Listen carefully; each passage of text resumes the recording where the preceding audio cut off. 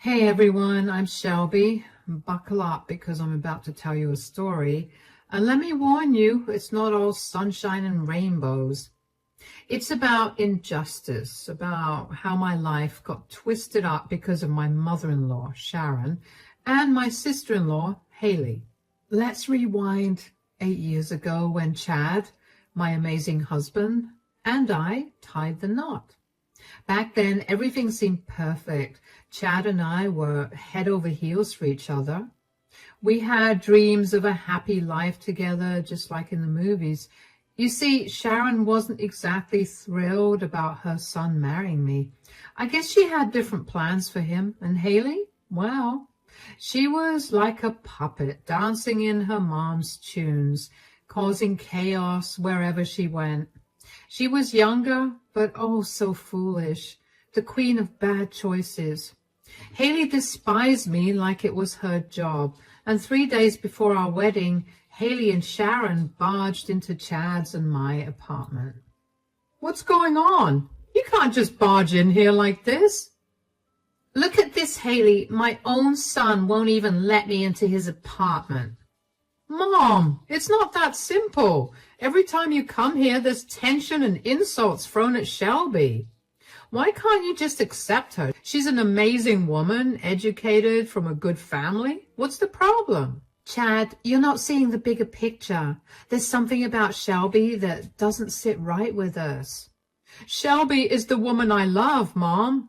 She's been by my side through everything, including Dad's passing. We've built our lives together. But what about us? You're abandoning your family by choosing Shelby over us. Where's your loyalty? I did not raise you to be this way. Mom, let's not do this. We're getting married in 3 days. I can't just abandon Shelby because you don't approve of her. Sharon, I've done everything I can to prove myself to you. I've tried to be a part of this family and to love you all. All I want is acceptance, love, and a chance to make Chad happy. Shelby, don't play the victim card here. An outsider like you doesn't get to have a say in our family matters. And Chad, here is the final ultimatum for you. Leave Shelby or you are not welcome in this house. No contact. Consider yourself out of the inheritance as well. It's your decision. Mom, this is ridiculous. You're asking me to choose between my family and the woman I love? The decision is yours, Chad. Choose wisely. Well, it wasn't like Chad made his decision willingly. He was forced into it, pressured by his mother and sister. For the next 3 days leading up to our wedding, Chad tried everything to convince Sharon and Haley to come to accept me and be a part of our joyous celebration. But they refused, stubbornly holding on to their hatred for me. Even though our wedding day was filled with laughter and joy, I could sense the sadness in Chad's eyes. He was losing his family, and I couldn't help but feel responsible despite his reassurances that this was what he wanted. All our guests noticed the absence of Chad's family, wondering where they were. It was a hard pill to swallow. After our honeymoon, we continued to reach out to Sharon and Haley, hoping for some reconciliation, but there was no response, just silence. And then Chad finally said it was time to let go and accept that his family might never come around. Chad, I need to talk to you about something. I feel like everything that's happened is my fault. Haley and Sharon, they're your family. I get it, Shelby, and I'm sorry you feel that way, but it's not your fault. My mom and Haley have always tried to control my life. They never liked any of my girlfriends. They just can't accept that I'm grown up now and ready to start my own family. They've always had this habit of playing toxic games even when Dad was around. Mom was in charge and Haley was her puppet. I've let them get away with too much for too long. But the one time I ask for something, they lose it. I think it's time we stop reaching out to them and show them that things can't always go their way. But Chad, is this really the right thing to do? I know they don't like me, but giving up on them? They're the ones who gave up on us. They treated you unfairly in the past, and I can't stand for that. If they want no contact, then so be it. I'm happy with you, and this is a fresh start for us. After a year of no contact with Sharon and Haley, life with Chad had settled into a comfortable routine. Our jobs, friends, and my family kept us busy and content. We hadn't spared a thought for them in months, but one day fate intervened. Chad and I stumbled upon Haley at the new shopping complex in town. She wasn't alone. She was with a guy who was much older than her, covered in tattoos, and who gave off a bad vibe.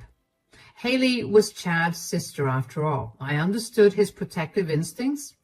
He wanted to approach her, and I didn't stop him. Instead, I stood by his side as we went to say hi to them. "Hey, Haley, long time no see." "Hi, Haley. How have you been?" "What a surprise, Chad and Shelby. I thought I made it clear I didn't want to see you." "Come on, Haley, let's not start off like this. Who's this with you?" "This is Max, my boyfriend." "And you must be Shelby's brother, Chad. I've heard some things about you. Where did you guys meet?" "Enough with the questions, Chad. Don't think for a moment that I've let go of what you did to us last year. You brought Shelby into the mix, causing chaos when Mom clearly didn't like her. And now you have the audacity to investigate my boyfriend when your taste in women is appalling. Cutting you off was the best thing we ever did." "Haley, that's it. I made a mistake trying to approach you. Mom's manipulation has gotten to you." That conversation with Haley left a bitter taste in my mouth. Chad and I quickly realized it was a mistake to approach her. We tried to brush it off, pretending it never happened. Little did we know a storm was brewing. But then, unexpectedly, a year later, everything changed. It was a dark Sunday, and we were just lounging in bed watching Netflix. The doorbell shattered the calm, and Chad went to get the door and then called me downstairs urgently. Rushing down in my robe, I couldn't believe my eyes. Sharon appeared in front of me, and she wasn't alone. With her was a stroller covered to keep it dry from the rain. Chad and I exchanged a puzzled look. What could Sharon be doing here, and who was with her in the stroller? "Mom, what are you doing here, and why the stroller?" "Sharon, why don't you take a seat and tell us what's happening?" Sharon made her way to the living room, pushing her stroller, and finally uncovered it. There was a little baby with pink cheeks and big blue eyes. I couldn't help but feel a surge of emotions seeing her. "Well, take a look. This is Lana, your niece." "Niece? So this is Haley's daughter? Wow." "Yes, but where's Haley? Shouldn't she be here with Lana?" "Lana looks like she was born just yesterday. How old is she?" "She's only a month old. And about Haley, I have bad news." "What do you mean, bad news? Is Haley okay?" "Chad, I'm so sorry. Your sister is no longer with us." "Huh? Mom, this can't be happening. I can't lose Haley." "Sharon, what happened to Haley?" "She took her last breath the day Lana was born. She couldn't survive the complications of childbirth." "That was a month ago. You're telling me now? Why didn't you let me know earlier? Why wasn't I invited to her funeral?" "I didn't know how to reach out to you after all that had happened. I'm sorry, son." "This is so unfair. I never got to say goodbye to my sister. It's too much to handle."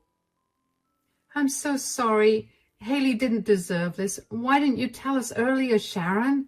The last time we saw Haley was a year ago. I never thought it'd be the last." "I couldn't bring myself to it. Haley was cremated. I still have her ashes in the urn."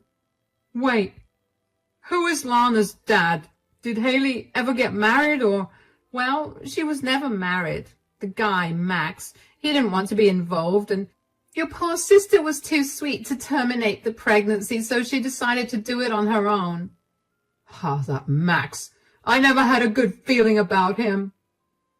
"Chad, Shelby, I messed up before. I let my pride get in the way. I can't bear the thought of giving Lana up for adoption because she's my granddaughter. But I'm getting old. I can't do this on my own. I need your help. Would you consider raising Lana as your own? Chad.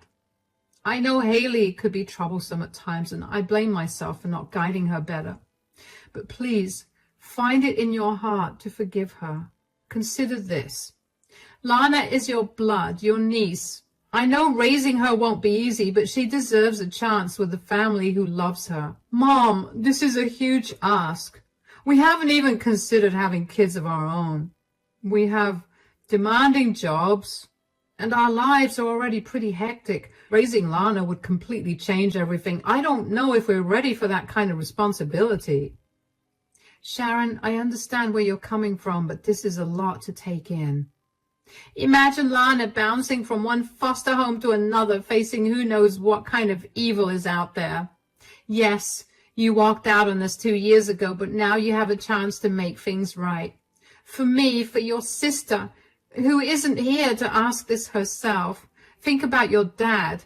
He would have wanted this too. He always believed in family, in sticking together through thick and thin. There's no other option for Lana. It's either you two or no one. Mom, maybe it's best if Lana stays with you for a bit. We need some time to process everything, especially given our past issues. It was a lot to wrap my head around. The sudden loss of Haley, leaving baby Lana behind, and Sharon, who had always been a source of tension in my life, now reaching out for help. Chad and I found ourselves immersed in endless discussions. Sharon's calls only added to the intensity, urging us to make a choice. Taking in Lana would mean a complete upheaval of our lives. I'd have to put my career on hold, uncertain for how long to care for her as a mother would. It meant rearranging our plans, adjusting to the needs of a baby, and embracing a new reality. But then there was the alternative, placing Lana in the hands of strangers through adoption, and the thought sent shivers down my spine. Sharon's words lingered in my mind that there were dangers out there, dangers I couldn't bear to imagine Lana facing alone. We finally made a decision. We were going to take in Lana.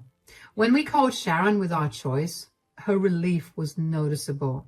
She asked us to collect Lana from her place, and so we did. As we arrived at Sharon's house, everything was packed, ready for Lana's new journey with us. There was the urn containing Haley's ashes resting on the tabletop. Well, Haley would have been glad to see this, Chad. You're doing a good job as an older brother. I'm trying my best. How about you two come over later this weekend? We can spread Haley's ashes together. I think it will bring us some closure. I agree, Sharon. It would be a meaningful way to honor Haley's memory. Wonderful. I'll make the arrangements. We can gather at the park where Haley used to love spending time. Thank you for giving me a second chance. I appreciate it more than words can say. Take good care of Lana. I'll be making visits to see her, of course. Becoming Lana's mom changed my life in so many ways. The biggest change was quitting my job. I did it because Lana needed me, and I wanted to be there for her all the time. It meant adjusting to a new routine of taking care of her, feeding her, changing her diapers, and staying up at night when she cried. It was tough, but seeing Lana's smile made it all worth it. Chad and I had to stop going out with friends and focus on being a family. We had to be careful with money because we only had one income now. But Lana was worth every sacrifice. Sharon didn't visit much, but when she did, she brought Lana gifts. It seemed like she had changed. She appeared calmer, yet her eyes hinted at some hidden pain, perhaps from losing Haley. We celebrated Lana's big moments, from her first birthday to her first words, and even though Lana calling us Mom and Dad felt a bit odd at first, it didn't take long for us to feel like a real family. I remember when Lana started kindergarten, she was so excited, but when it was time to leave, she got a little nervous. We hugged her tight and promised we'd be there to pick her up. And when her teacher called us because Lana was crying because she missed her pet hamster, we couldn't help but smile. We'd spend weekends at the park, pushing Lana on the swings and watching her giggle with delight. And on rainy days, we'd build forts in the living room and pretend we were on an adventure together. My parents adored Lana as if she were their own granddaughter. She brought joy and laughter to their home too. Time flew by, and before I knew it, Lana had become the center of our world. I had even forgotten what life was like before her. We were a happy family, and everything was the same until about 5 months ago. Lana had just started first grade, and that's when things took a turn. I had noticed some signs, so I decided to take a pregnancy test, and sure enough, it came back positive. Hey, guys, I have some big news to share with you both. What's up, Shelby? You seem pretty excited. Well, you know Lana is going to have a little brother or sister soon. Wait, are you saying? Yes, I'm pregnant. That's incredible news, Shelby. I can't believe it. You have made me the happiest man alive. I love you so much, baby. Really? Oh, my God. Yes, sweetie, Mommy is going to have a baby. A baby, like a real baby? Yes, a real baby, and you're going to be a big sister. Yay, I'm going to be the best big sister ever. So we had a second baby on the way, and every time Chad and I talked about kids, we both knew we did not want more than 2. My upcoming baby felt like the final piece of the puzzle completing our little clan. But little did we know that trouble in paradise was looming on the horizon. One day, Lana got back from school, and as I was serving her lunch, she told me something unusual. Mom, today after school, a lady I didn't know wanted to take me out for ice cream, but I remembered what you always told me about strangers, so I said no. I told her about stranger danger, just like you taught me. Lana, sweetheart, you did absolutely the right thing. But can you tell me more about the lady? Did she look like someone you had seen before? No, Mom.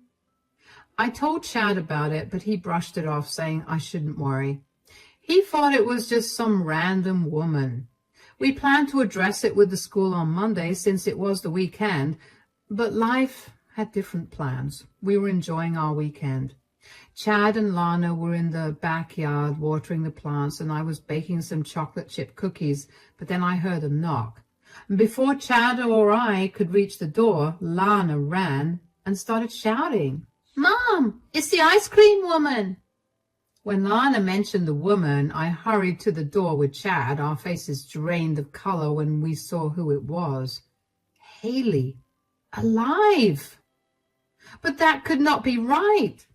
We mourned her and scattered her ashes 6 years ago. It did not make sense. We stood there shocked, trying to process the impossible sight before us. Lana, sweetheart, please go to your room for a moment. Hold on a minute. Nobody's going anywhere. I'm here to take Lana with me. Mom, what's happening? I don't want to go. Lana, it is okay. Everything will be fine. Just go to your room. Lana stepped back and headed upstairs. Mom? Shelby, you are not Lana's mother, are you? Then what is this? Haley? We thought you were gone. We even scattered your ashes with Mom. How can this be possible? Mom is behind it. Look, I did not know what you've been told, but I'm here now. I came back to make things right, and Lana belongs with me. What do you mean, make things right? Exactly what it sounds like. You can't just come here and disrupt our lives. You need to leave. I just got back in town yesterday. I am not going anywhere. And just so you know, I have to sort something out with Max. But I'll be back. Get ready for it. As soon as she left, Chad and I looked at each other completely shocked. We had no idea what was going on. Haley had suddenly appeared out of nowhere, and we were left wondering whose ashes we scattered 6 years ago. It was all too confusing. The only person who could explain was Sharon. Without wasting a moment, we called Lana's babysitter who lived nearby. She arrived quickly and we hurried to Sharon's place. Chad and I were furious and bewildered, and after a long drive, we finally reached Sharon's house. We didn't even bother knocking. Chad just barged in. Sharon was sitting in the living room watching TV like nothing was wrong. Mom, we need to know what really happened. All these lies are too much to handle. Our family's at risk because of you. You better start talking. Chad, Shelby, what are you doing here? What's going on? Oh, Sharon, don't act clueless. What kind of mother lies about her own daughter's death? Whose ashes did we spread at the park that day? Oh, no. Did you hear from Haley? Yes. She showed up at our house. Lana was right there. She saw her and heard everything. You told us Haley was dead. But there she was, alive just an hour ago. I'm sorry, it's complicated, but I did what I thought was right. Those ashes we scattered, they were fake. Just some ashes I found to make it look convincing. Mom, why would you do that? You are sick. Please, Sharon, no more games. We just want the truth. All right, I'll spill it all. Years ago, Haley came home knocked up by Max, who was a married man with kids. I didn't even know she was seeing him. Haley thought Max would come around about the baby, but I knew better.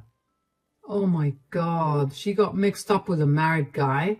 Yeah, and she was dead set on him coming to his senses. I told her to get rid of the baby, but she would not budge. Haley and her awful choices. She thought that if Max laid eyes on their baby, he would have a change of heart, but it did not go down like that. The day after Lana was born, Haley showed up at Max's place with Lana in tow, but he shut the door on them and told her to never come back. This whole situation crushed Haley. It made her give up on everything. She could not bear to look at Lana's face anymore, and she began to resent her own daughter. And I did not know what to do. Haley disappeared, leaving behind a note saying that she would never return. I kept trying to reach her, but after a week, she finally called me from an unknown number and demanded that I never contact her again. Apparently, she had started a new life wherever she was, and she wanted to cut ties completely and start fresh. Why did you keep this from us? You should have told us the truth, Sharon. Keeping something like this from us only made things worse. Well, after how Haley and I treated you, Shelby, I knew you would hesitate to help me with Lana. It would have been a lot to ask. I truly believed Haley was not coming back. So I felt I had to come up with a fake sob story to manipulate you guys into helping. Mom, that is not right. We had been distant for years and you came to us with lies just to bail you out? I can't wrap my head around this, Sharon. You literally manipulated us just to get rid of Lana. What kind of mother resorts to such sick lies? This is beyond belief, and you went as far as convincing everyone that Haley was dead. Oh, believe me, I went through a lot to pull off this lie. I did everything in my power to erase any trace of Haley's existence. I had no other option. I didn't have it in me to give Lana up for adoption. We need to sort this out fast. Yeah, but let's deal with Haley first. Mom, you are going to pay for this. Chad and I headed home, unsure of what would come next. The thought of losing Lana was unbearable, especially with my pregnancy causing added stress. We could not even reach Haley since she had changed her number. It felt so unfair. First, she did not want the baby, and now she suddenly wanted her back after 6 years. We needed to know the whole story, and despite the uncertainty, we contacted our lawyer just in case. Lana sensed the tension and kept asking about Haley, and the fear of losing Lana consumed me and tears welled up. Chad brought takeout for dinner. Just as we were about to eat, the doorbell rang again. My heart raced as I hurried Lana to her bedroom with her food, and we answered the door anxiously. I told you guys I'd be back. Let's continue this inside. Haley, look, we heard everything from Sharon, and I'm sorry she lied about your death like that, but I don't blame her. I don't care. I had a different life miles away from her for 6 years. I even got engaged, but things didn't work out. But guess who I heard from just in time? Max. After 6 years of silence, he reached out. He was going through a divorce and said he needed me. Max asked about Lana, and I could feel his longing to rebuild our family. And it turns out I was right. I just come from his place, and we had a lengthy discussion. We have decided to give being a family another shot. All my dreams are finally coming true. You can't rely on him, Haley. Remember, he cheated on his wife with you. God knows what else he's capable of. Think about Lana's well-being. Honestly, Shelby, Lana is not my priority here. I'm doing this for Max. He needs a loving family during this tough time, and I'm willing to give it to him. That is not fair, Haley. Lana is not just some object you can use to play happy family with Max. You and Mom have gone too far. We are trapped in a mess of lies because of you. Our home stability is shattered, and Lana is not a toy that you can toss aside and reclaim whenever it suits you. I'm not trying to hurt anyone. I just want Lana back. She's my daughter. You lost that right when you walked away from her. We have been here for Lana every step of the way. We have built a life with Lana. She is not just going to uproot and leave with you suddenly because you want her back. We are taking this to court anyway. We will ensure both you and Mom stay far away from our family from now on. Chad and I did not back down. We took the issue to court to fight for Lana. Sharon was scared because she had lied about Haley's death, and now the truth was catching up to her. Meanwhile, Haley and Max teamed up to try and take Lana away from us. They hired really expensive lawyers and tried their best to win. The court stuff was really stressful. As everything unfolded, we learned some troubling things about Max. He had his own problems. He drank a lot and had been caught stealing from a store before. It made the whole situation even messier. We had to go through a lot of hearings, and each one was nerve-wracking. But we kept believing that Lana deserved to stay with us, and we were not going to give up. Finally, after all the stress and worry, the judge made a decision. Lana was going to stay with us. Chad and I were over the moon. We hugged each other with tears in our eyes, feeling so grateful and relieved. But it was not all good news. Sharon got in trouble for lying. She was sentenced to 6 months in prison and had to pay a big fine for faking some documents to support Haley's fake death. I remember after the court ruling, Chad and I were getting in the car to celebrate when Max came up to us. How dare you rip Lana away from me? She's my flesh and blood, my daughter. You think you can just waltz in and play daddy and mommy to her like nothing? This is not the end. Max was really mad about the decision, but we tried to ignore him. Then about a week later, Haley came to our door crying her eyes out, while Chad was away at work and Lana was at school. Haley, what brings you here? You know the decision has been made. Being upset will not change anything. I'm here because of you. You have ruined everything for me. What do you mean by that? Max told me that after his divorce, all he wanted was his daughter back. I tried my best to give him that, to make things work, but you had to sabotage my plans, and he's done with me now. He said he's had enough and that he wants me gone forever. I don't know what to do. I'll be all alone. He is just so selfish. First, he loses one family, and then suddenly he wants you and Lana back. It's all about him, isn't it? You, Sharon, and Max, all of you are cut from the same cloth, and now you are facing the consequences of your actions. Please, Shelby, I don't know where else to go. I'll be left with nothing. I'm sorry, Haley, but Chad and I have moved on from your problems. We can't keep helping you. It's time for you to face reality and move on, too. Maybe it's best for you to start over somewhere else. If you don't leave now, I'll have to call the police. This is your last chance. For those of you who stayed till the end of this story, thanks for sticking around. Now, you might be wondering about how things turned out for us. Well, it has been 3 months since Chad and I officially became Lana's mom and dad. Life's been a bit of a whirlwind since then. Haley's gone off somewhere and Sharon's still in jail, but for us, it's time for a change. Chad got a job offer from a big company in another part of the state. So we are packing up and moving, and it just feels like the right move for our family, especially with another little one on the way. Lana's doing really well. She's thriving under our care, and we could not be happier to have her. As for me, I'm getting ready to be a mom for the second time, and I'm so excited about it because this time it's going to be a bit different. Even though we faced some tough times, I am thankful for how things turned out.